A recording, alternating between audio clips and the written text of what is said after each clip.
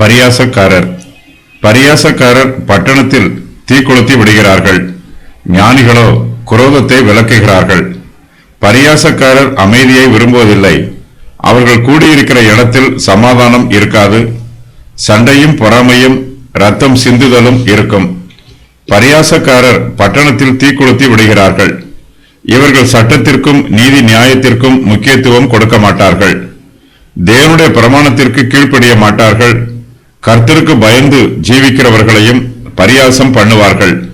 பரியாசக்காரர்களுக்கு தங்களுடைய வார்த்தைகளே முக்கியமானதாக இருக்கும்.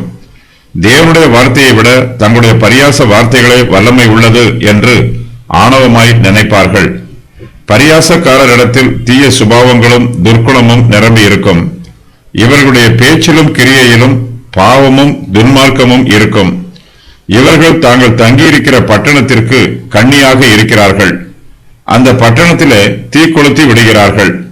மனுஷர் மத்தியிலே பகையை விதைக்கிறார்கள். குழப்பத்தை உண்டு பண்ணுகிறார்கள்.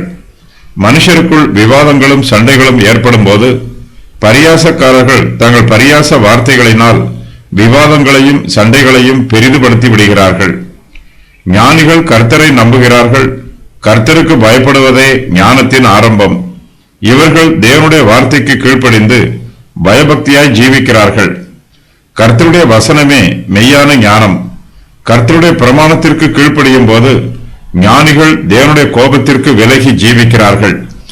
இவர்களுடைய ஆலோசனையில் புத்தியும் தெளிவும் இருக்கும்.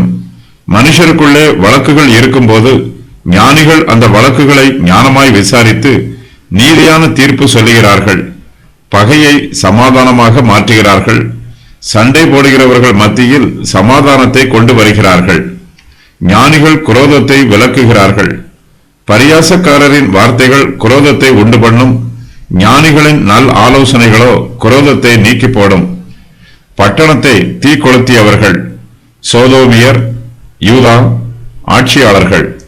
குரோதத்தை விலக்கியவர்கள் மோசே, ஆரோன், எலியா.